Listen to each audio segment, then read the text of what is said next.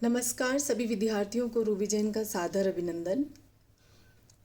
तो आज जो कहानी मैं आप सबके लिए लेकर आई हूँ उस कहानी का नाम है टोपी शुक्ला।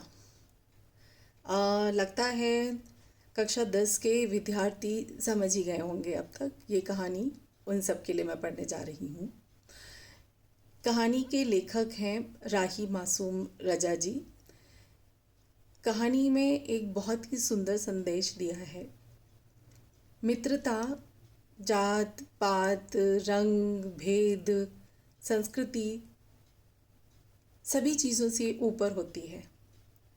कहानी का उद्देश्य है बहुत ही सुंदर है। टोपी शुक्ला और इफ़न एक दूसरे के पुराने मित्र रहे हैं कहानी में। और टोपी शुक्ला जो हैं वो हिंदू धर्म मानते हैं और उनके दोस्त जो हैं वो मुस्लिम हैं। दोनों के बीच में घनिष्ठ मित्रता हो जाती है और वो इन सभी बाउंड्रीज़ को पार करके अपनी मित्रता निभाते हैं। बस उन्हें किसी भी प्रकार के भेदभाव से कोई मतलब नहीं होता और कहते भी हैं कि बचपन इन सभी बाउंड्रीज से, इन सभी रोकथाम से, इनसे सबसे ऊपर उठ जाता है। बचपन इन सब चीज़ों को सोचता ही नहीं है। तो आइए सुनते हैं आज की चटपटी कहानी टोपी शुक्ला। इफ़न के बारे में कुछ जान लेना इसलिए ज़रूरी है कि इफ़न टोपी का पहला दोस्त था। इफ़न और टोपी शुक्ला दोनों ही घने मित्र थे। इस इफ़न को टोपी ने सदा इफ़न कहा।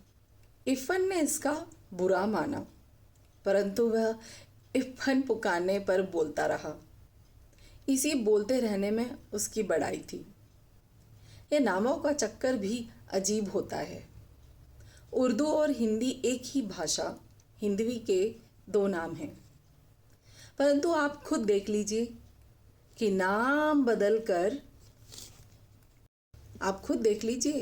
नाम बदले जाने पर कैसे कैसे घपले हो रहे हैं। नाम कृष्ण हो तो उसे अवतार कहते हैं और मोहम्मद हो तो पैगंबर। नामों के चक्कर में पड़कर लोग यह भूल गए हैं कि दोनों ही दूध देने वाले जानवर चराया करते थे। दोनों ही पशुपति, गोवर्धन और ब्रजकुमार थे। इसीलिए कहता हूँ कि टोपी के बिना इफ़न और इफ़न के बिना टोपी न केवल यह कि अधूरे हैं बल्कि बेमानी हैं। इसलिए इफ़न के घर चलना ज़रूरी है। यह देखना ज़रूरी है कि उसकी आत्मा के आंगन में कैसी हवाएं चल रही हैं और परंपराओं के पेड़ पर कैसे फल आ रहे हैं। इफ़न की कहानी भी बहुत लंबी है, परंतु हम लोग टोपी की कहानी कह सुन रहे हैं, इसलिए मैं इफ़न की पूरी कहानी नहीं सुनाऊंगा, बल्कि केवल उतने ही सुनाऊंगा जितनी टोपी की कहानी के लिए कहना ज़रूरी है। मैंने इसे ज़रूरी जाना कि इफ़न के बारे में आपको कुछ बता दूं, क्योंकि इफ़न आपको इस कहानी में जगह जगह दिखाई देगा। ना टोपी इफ़न की परछाई है और ना इफ़न टोपी की। ये दोनों दो आज़ाद व्यक्ति हैं। इन दोनों व्यक्तियों का डेवलपमेंट एक दूसरे से आज़ाद तौर पर हुआ। इन दोनों को दो तरीके की घरेलू परंपराएं मिली। दो तरह की घरेलू परंपराएं, दोनों ही अलग अलग परंपराओं से, अलग अलग समाज से, अलग अलग बैकग्राउंड से थे। इन दोनों ने जीवन के बारे में अलग अलग सोचा। फिर भी इफ़न टोपी की कहानी एक अटूट हिस्सा है। इफ़न टोपी की कहानी का एक अटूट हिस्सा है। यह बात बहुत महत्वपूर्ण है कि इफ़न टोपी की कहानी का एक अटूट हिस्सा है। मैं हिंदू मुस्लिम भाई भाई की बात नहीं कर रहा हूँ।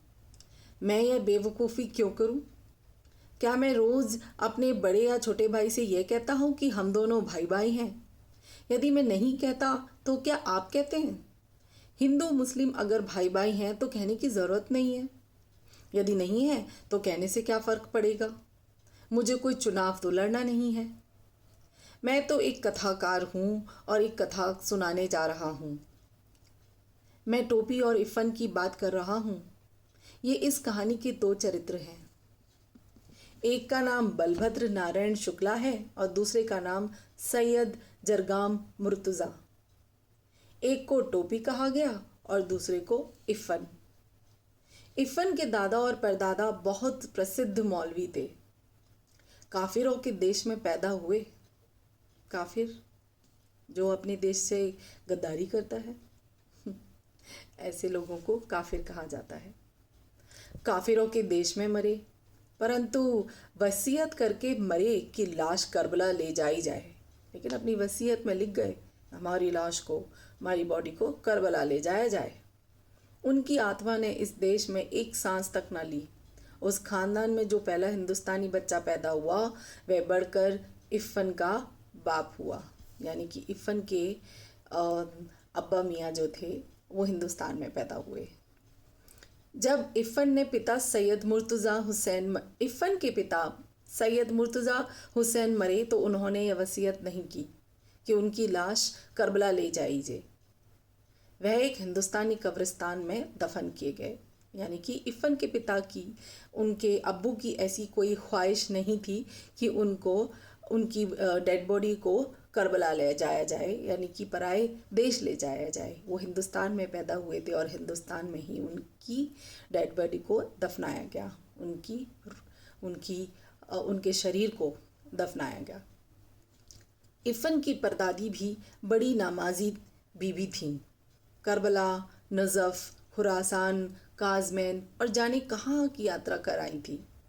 परंतु जब कोई घर से जाने लगता तो वह दरवाजे पर पानी का एक घड़ा जरूर रखवाती और माश का सदका भी ज़रूर उतरवाती। इफ़न की दादी भी नमाज रोज़े की पाबंद थी, परंतु जब इकलौते बेटे को चेचक निकली तो वह चारपाई के पास एक टांग पर खड़ी हुई बोली, माता मोरे बच्चे को माफ़ कर दियो। कहने को तो उसकी दादी, इफ़न की दादी बहुत ही नमाजी थी। आए दिन हर समय चार दफ़ा की नमाज़ पढ़ना या 8 दफ़ा की नमाज़ पढ़ा करती थी, जैसे कि मुसलमानों में होता है। वो अपनी नमाज अदा किया करते हैं, उसकी बहुत पाबंद थी। परंतु जब उनकी इकलौते बेटे को चेचक निकले तो चारपाई यानी कि खाट यानी कि कॉट के आसपास खड़े रहकर एक टांग पर खड़ी रही और बोली, माता मोरे बच्चे को माफ़ कर दियो। हमारे यहाँ चेचक जब निकलता है तो यानी कि चिकन पॉक्स होते हैं बच्चों को, तो कहा जाता है कि माता आ गई हैं। तो उन्होंने भी कहा कि माता मोरे बच्चों को माफ़ कर दियो।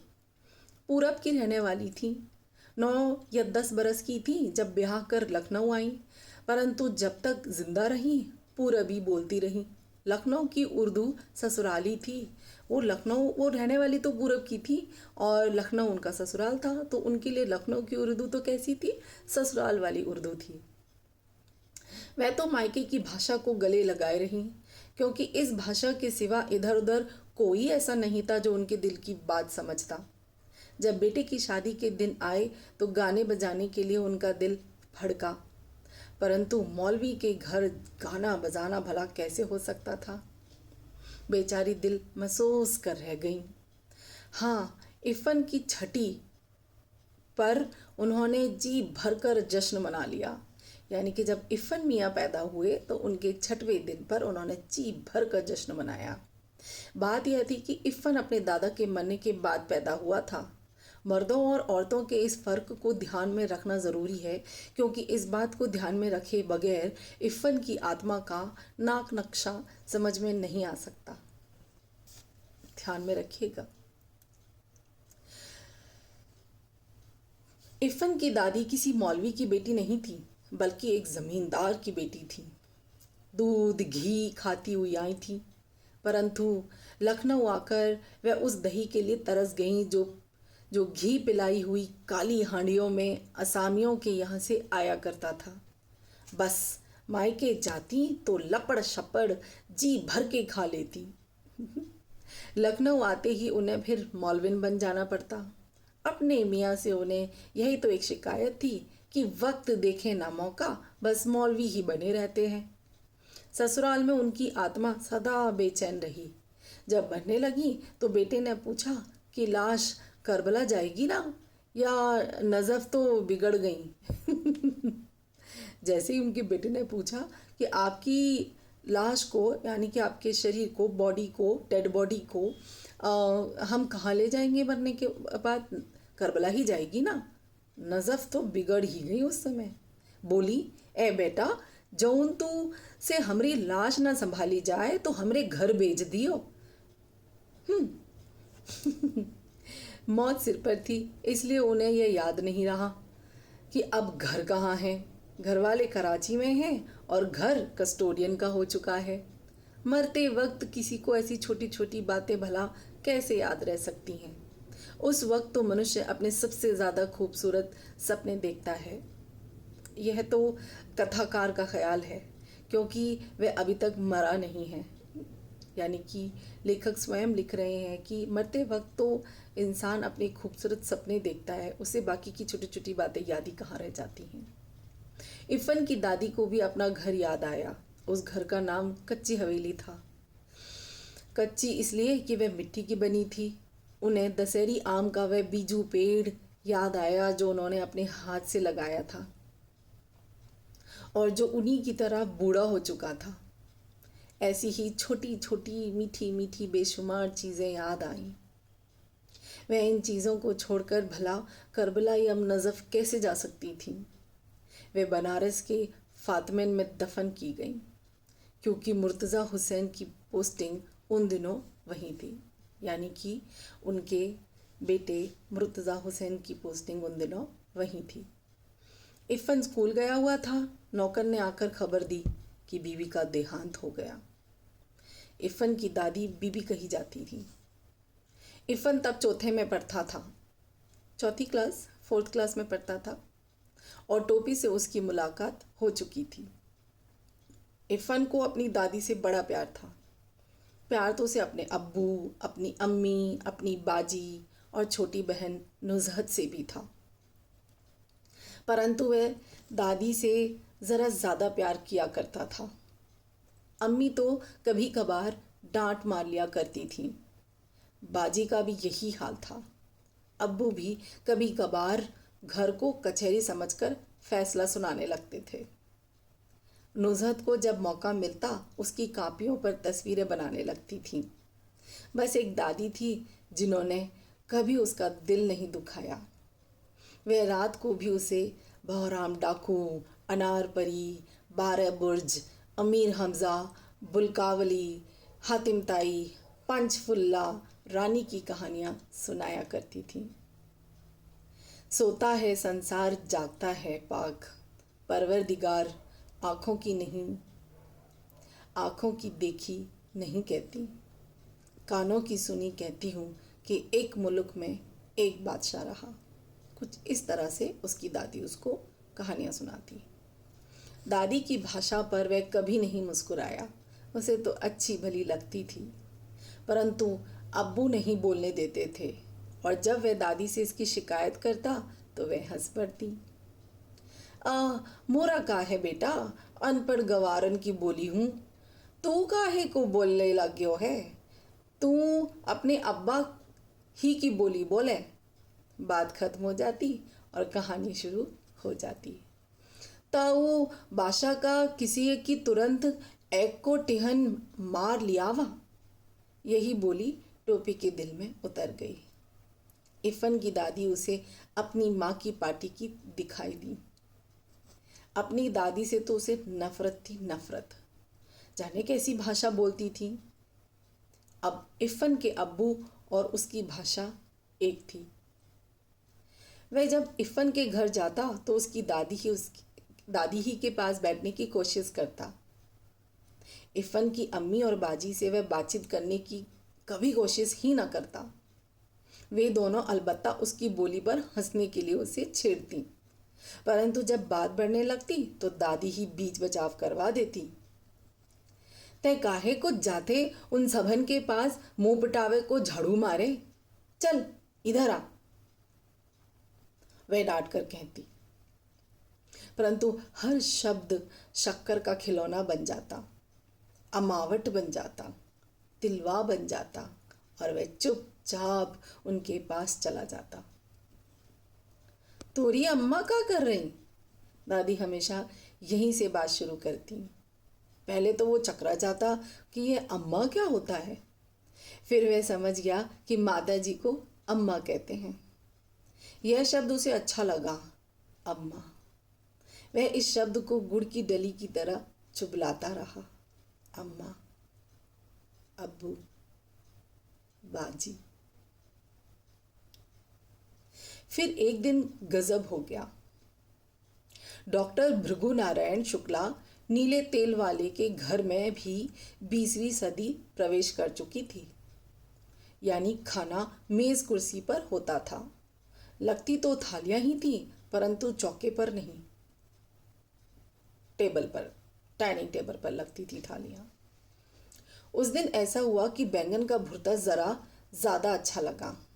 राम दुलारी खाना परोस रही थी कि टोपी ने कहा, अम्मी जरा बैंगन का भुर्ता। अम्मी।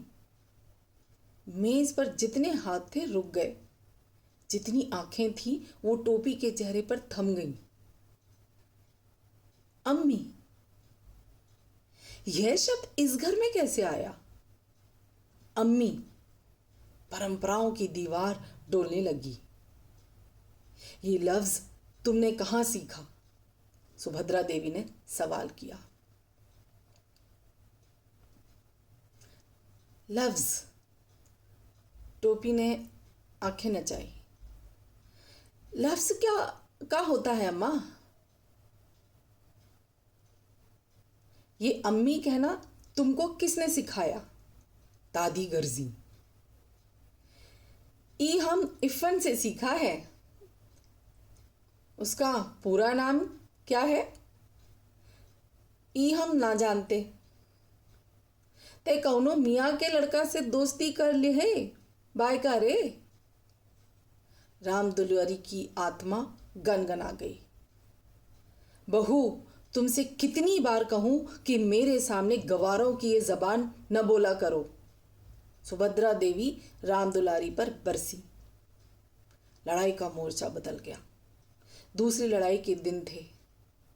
इसलिए जब डॉक्टर भृगु नारायण नीले तेल वाले को यह पता चला कि टोपी ने कलेक्टर साहब के लड़के से दोस्ती गांठ ली है, तो वह अपना गुस्सा पी गए और तीसरे दिन कपड़े और शक्कर के परमिट ले आए। जो लड़ाई महायुद्ध में बदलने वाली थी, जैसे ही टोपी शुक्ला के पिताजी को ये पता चला कि इफ़न जो है वो कलेक्टर साहब का बेटा है, तो उनका सारा गुस्सा ठंडा हो गया और उल्टा उनको शक्कर और कपड़े के परमिट भी मिल गए। परंतु उस दिन टोपी की बड़ी दुर्गति बनी। सुभद्रा देवी तो उसी वक्त खाने की मेज से उठ गई और राम दुलारी ने टोपी को फिर बहुत मारा। ते फिर जाइए बे ओकरा घरे। हाँ। अरे तोरे हाँ मैं लुकारा आगे माटी लगाऊं, माटी मिलगाऊं। राम दुलारी मारते मारते थक गई, परंतु टोपी ने यह नहीं कहा कि वह इफ़न के घर नहीं जाएगा। मुन्नी बाबू और भैरव उसकी कुटाई का तमाशा देखते रहे। हम एक दिन एक और रहीम कबाबची की दुकान पर कबाबो खाते देखा रहा। मुन्नी बाबू ने टुकड़ा लगाया। कबाब? राम राम राम। राम दुलारी घिन्ना के 2 कदम पीछे हट गई। टोपी मुन्नी की तरफ देखने लगा, क्योंकि असलियत यह थी कि टोपी ने मुन्नी बाबू को कबाब खाते देख लिया था और मुन्नी बाबू ने उसे 1 इकन्नी रिश्वत दी थी। टोपी को यह मालूम था, परंतु वह चुगलखोर नहीं था। उसने अब तक मुन्नी बाबू की कोई बात इफ़न के सिवा किसी और को नहीं बताई थी। तू हमें कबाब खाते देखे रहे हो? ना देखा रहा ओ दिन? मुन्नी बाबू ने कहा। तो तुमने उसी दिन क्यों नहीं बताया? सुभद्रा देवी ने सवाल किया। ये जुट्टा है दादी, टोपी ने कहा। उस दिन टोपी बहुत उदास रहा। वह अभी इतना बड़ा नहीं हुआ था कि झूठ और सच के किस्से में पड़ता, और सच्ची बात तो यह है कि वह इतना बड़ा कभी नहीं हो सका। उस दिन तो वह इतना पिट गया था कि उसका सारा बदन दुख रहा था। बस वह लगातार एक ही बात सोचता रहा कि अगर एक दिन के वास्ते वह मुन्नी बाबू से बड़ा हो जाता तो समझ लेता उनसे। परंतु मुन्नी बाबू से बड़ा हो जाना उसके बस में तो था नहीं। वह मुन्नी बाबू से छोटा पैदा हुआ था और उनसे छोटा ही रहा। दूसरे दिन वह जब स्कूल में इफ़न से मिला तो उसने उसे सारी बातें बता दी। दोनों ज्योग्राफिया का घंटा छोड़कर सरक गए, ज्योग्राफी की क्लास छोड़कर भाग गए। पंचम की दुकान से इफ़न ने केले खरीदे। बात यह है कि टोपी फल के अलावा और किसी चीज़ को हाथ नहीं लगाता था। ऐसा ना हो सकता का कि हम लोग दादी बदल लें, टोपी ने कहा। तोरी दादी हमरे घर आ जाए और हमरी तोरे घर चली जाए। हमरी दादी तब बोलियो तू ही लोगन को बोल थी। यह नहीं हो सकता, इफ़न ने कहा। अब्बू यह बात नहीं मानेंगे, और मुझे कहानी कौन सुनाएगा? तुम्हारी दादी को 12 बुर्ज की कहानी आती है? तू हमें एक ठो दादियों ना दे सकते हो? टोपी ने खुद अपने दिल की टूटने की आवाज़ सुनी। यह बात टोपी की समझ में आ गई। तुम्हारी दादी मेरी दादी की तरह बूढ़ी होंगी। हाँ, तो फिक्र ना करो, इफ़न ने कहा। मेरी दादी कहते हैं कि बूढ़े लोग मर जाते हैं। हमारी दादी ना मरी है। मरेगी कैसे नहीं? क्या मेरी दादी झूठी है? ठीक उसी वक्त नौकर आया और पता चला कि इफ़न की दादी मर गई। इफ़न चला गया। टोपी अकेला रह गया। वह मुंह लटकाए हुए जिम्नेजियम में चला गया।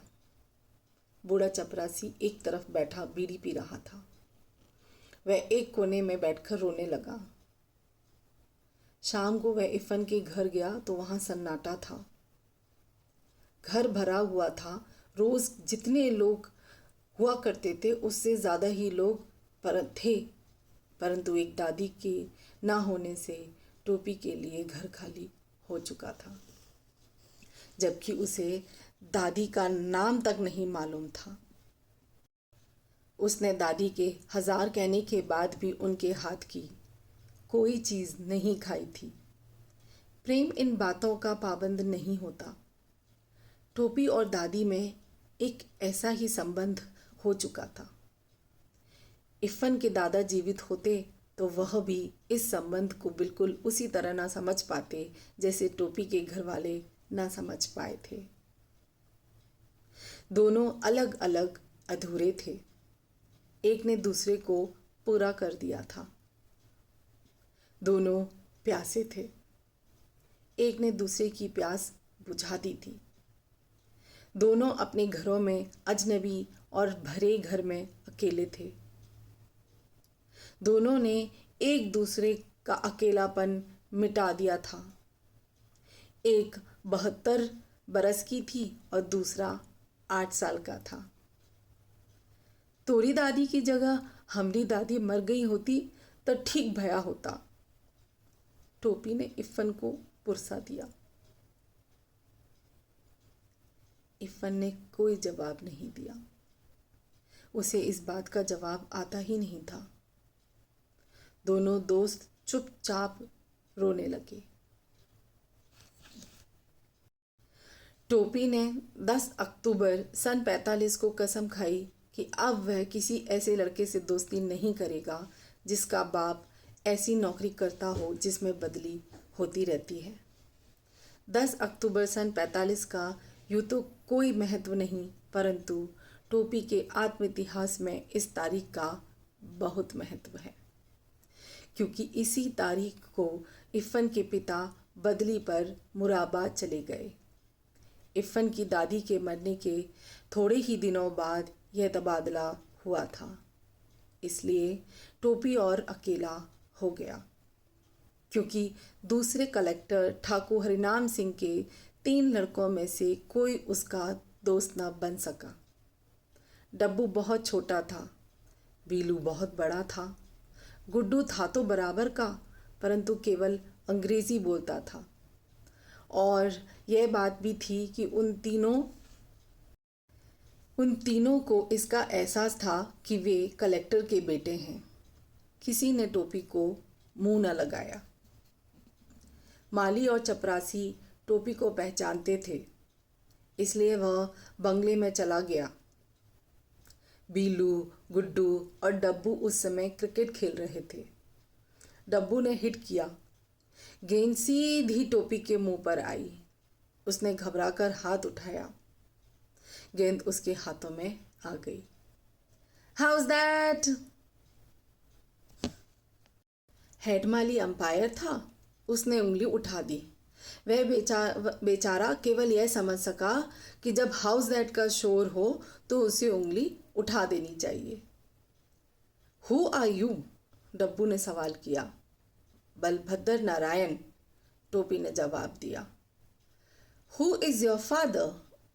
यह सवाल गुड्डू ने किया। भृगु नारायण। बीलू ने अंपायर को आवाज़ दी। ई भृगु नारायण कौन है? Any of our chaprasis? नहीं साहब, अंपायर ने कहा, शहर के मशहूर डाकदर हैं। You mean doctor? डब्बू ने सवाल किया। यस सर, हेड माली को इतनी अंग्रेजी आ गई थी। But he looks so clumsy, Bilu बोला। टोपी अकड़ गया। तनी जबनिया संभाल के बोलो, एक लपड़ में नाचे लगियो।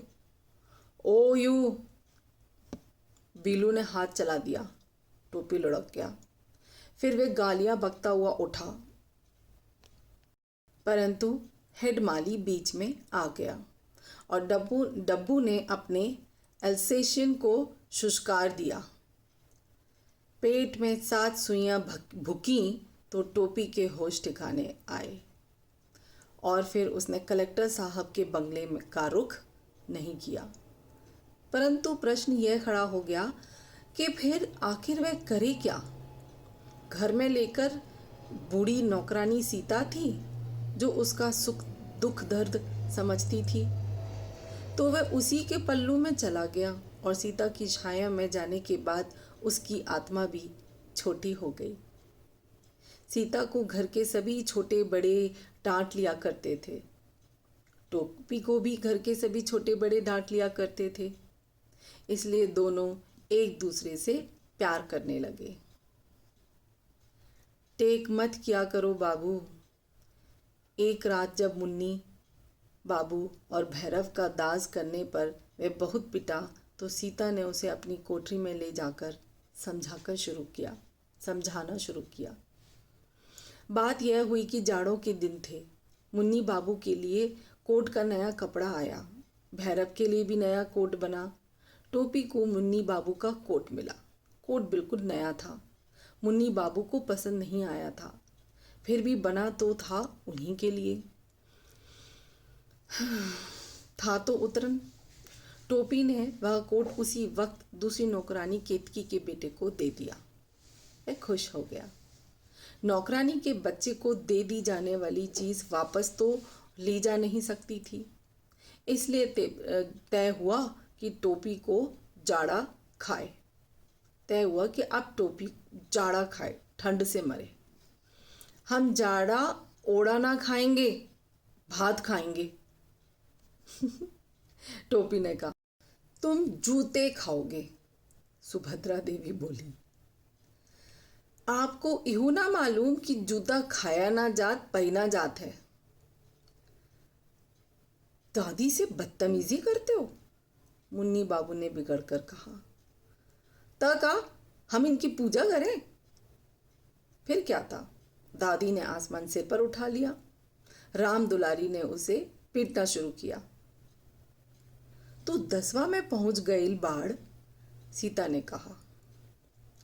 तू है दादी से टर्राव के तो ना चाहिए किनो उ तोहार दादी बाड़िन। सीता ने तो बड़ी आसानी से कह दिया कि वह 10वें में पहुंच गए, परंतु यह बात इतनी आसान नहीं थी। 10वें में पहुंचने के लिए उसे बड़े पापड़ बेलने पड़े। 2 साल तो वह फेल ही हुआ। 9वें में तो वह सन 49 ही में पहुंच गया था, परंतु 10वें में वह सन 52 में पहुंच सका। जब वह पहली बार फेल हुआ तो मुन्नी बाबू इंटरमीडिएट में फर्स्ट आए और भैरव छठे में। सारे घर ने उसे जबान की नोक पर लिया। वह बहुत रोया। बात यह नहीं थी कि वह गाउदी था, वह काफ़ी तेज था, परंतु उसे कोई पढ़ने ही नहीं देता था। वह जब पढ़ने बैठता, मुन्नी बाबू को कोई काम निकल आता या राम दुलारी को कोई ऐसी चीज़ मंगवानी पड़ जाती जो नौकरों से नहीं मंगवाई जा सकती थी। यह सब कुछ ना होता तो पता चलता कि भैरव ने उसकी कापियों के हवाई जहाज बना डाले हैं। दूसरे साल उसे टाइफाइड हो गया। तीसरे साल वह 3rd डिवीज़न में पास हो गया। यह 3rd डिवीज़न कलंक के टीके की तरह उसके माथे से चिपक गया। परंतु हमें उसकी मुश्किलों को भी ध्यान में रखना चाहिए। सन 49 में वह अपने साथियों के साथ था। वह फेल हो गया। साथी आगे निकल गए, वह रह गया। सन 50 में उसी दर्जे में उन लड़कों के साथ बैठना पड़ा जो पिछले साल 8वें में थे। पीछे वालों के साथ एक ही दर्जे में बैठना कोई आसान काम नहीं है। उसके दोस्त 10वें में थे। वह उन्हीं से मिलता, उन्हीं के साथ खेलता। अपने साथ हो जाने वालों में से किसी के साथ उसकी दोस्ती ना हो सकी। वह जब भी क्लास में बैठता, उसे अपना बैठना अजीब लगता। उस पर सितम यह हुआ कि कमज़ोर लड़कों को मास्टर जी समझाते तो उसकी मिसाल देते। क्या मतलब है, शाम अवतार या मोहम्मद अली बलभद्र की तरह इसी दर्जे में टिके रहना चाहते हो क्या? यह सुनकर सारा दर्जा हंस पड़ता। हंसने वाले वे होते जो पिछले 8वें में थे। वह किसी न किसी तरह इस साल को झेल गया, परंतु जब सन 51 में भी उसे 9वें दर्जे में ही बैठना पड़ा तो वह बिल्कुल गीली मिट्टी का लौंदा हो गया, क्योंकि अब 10वें में भी कोई उसका दोस्त नहीं रह गया था। 8वें वाले 10वें में थे, 7वें वाले उसके साथ। उनके बीच में वह अच्छा खासा बूढ़ा दिखाई देता था। वह अपने भूरे पूरे घर ही की तरह अपने स्कूल में भी अकेला हो गया था। भरे पूरे घर होने के बावजूद टोपी शुक्ला स्कूल में भी जिस प्रकार वो घर में अकेला था, इस प्रकार स्कूल में भी अकेला रह गया। मास्टरों ने उसका नोटिस लेना बिल्कुल ही छोड़ दिया था। कोई सवाल किया जाता और जवाब देने के लिए वह हाथ उठाता तो मास्टर उससे जवाब ना पूछता, परंतु जब उसका हाथ उठता ही रहा तो एक दिन अंग्रेजी साहित्य के मास्टर साहब ने कहा, 3 बरस से यही किताब पढ़ रहे हो, तुम्हें तो सारे जवाब ज़बानी याद हो गए होंगे। इन लड़कों को अगले साल हाई स्कूल का इम्तिहान देना है, तुमसे पर साल पूछ लूँगा। टोपी इतना शर्माया कि उसके काले रंग पर लाली दौड़ गई। जब तमाम बच्चे खिलखिलाकर हंस पड़े तो वह बिल्कुल मर गया। जब वह पहली बार 9वें में आया था तो वह भी इन्हीं बच्चों की तरह बिल्कुल बच्चा था। फिर उसी दिन अब्दुल वहीद ने रिसेस में वह तीर मारा कि टोपी बिल्कुल बिलबिला उठा। वहीद क्लास का सबसे तेज़ लड़का था, मॉनिटर भी था, और सबसे बड़ी बात यह है कि वह लाल तेल वाले डॉक्टर शरफुद्दीन का बेटा था। उसने कहा, बलभद्र, अबे तो हम लोगन में का घुसता है? 8th वालन से दोस्ती कर, हम लोग तो निकल जाएंगे। बाकी तुम्हें तो 19 हवन के साथ रह को हुई है। यह बात टोपी के दिल के आर पार हो गई और उसने कसम खाई कि टाइफाइड हो या टाइफाइड का बाप, उसे पास होना है। परंतु बीच में चुनाव आ गए। डॉक्टर भृगु नारायण नीले तेल वाले खड़े हो गए। अब जिस घर में कोई चुनाव के लिए खड़ा हो गया हो, उसमें कोई पढ़ लिख कैसे सकता है? वह तो जब डॉक्टर साहब की ज़मानत जब्त हो गई तब घर में ज़रा सन्नाटा हुआ और टोपी ने देखा कि इम्तिहान सिर पर खड़ा है। वह पढ़ाई में जुट गया, परंतु ऐसे वातावरण में क्या कोई पढ़ सकता था? इसलिए उसका पास ही हो जाना बहुत था। वाह, दादी बोली, भगवान नजरे बद से बचाए, रफ्तार अच्छी है। तीसरे बरस तीसरे दर्जे में पास तो हो गए। तो हमने देखा, हमने सुना कि किस प्रकार लेखक ने कहानी में बचपन को उकेरा है। बचपन, बेबाक बचपन, जिस बचपन में कोई भी मासूम अपनी सोच को हर बंधन से दूर रखता है।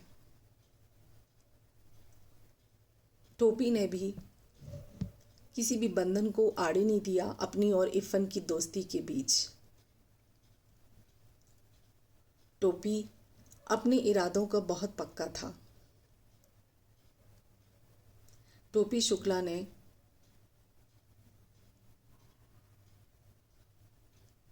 पिटना मंजूर किया, बजाय इसके ये जानते हुए कि वो गलत नहीं है, वो झूठा नहीं है। जहाँ भर भी ज़रूरत हुई, जहाँ उसे प्रेम की आवश्यकता थी, दुलार की आवश्यकता थी, वो सिर्फ घर, परिवार, स्कूल, मोहल्ले, सभी जगह धुतकारा गया। लेखक राही मासूम रजा जी ने इस कहानी के माध्यम से बचपन की बात की है। बचपन में बच्चे को जहाँ से अपनापन और प्यार मिलता है, वह बस वहीं का होके रह जाता है। यह नामों का जो चक्कर है वह बहुत ही अजीब होता है। और हमने देखा भी, इनकी दोस्ती नामों के जात पात बंधनों के भेदभाव से बहुत ही अलग रही। बचपन प्रेम अपनेपन का भूखा होता है। इस बचपन में एक गीली मिट्टी के जैसे, एक कोमल पौधे जैसा होता है ये बचपन।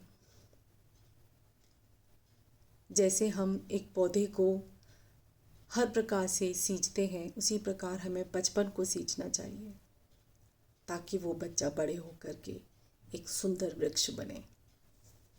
धन्यवाद।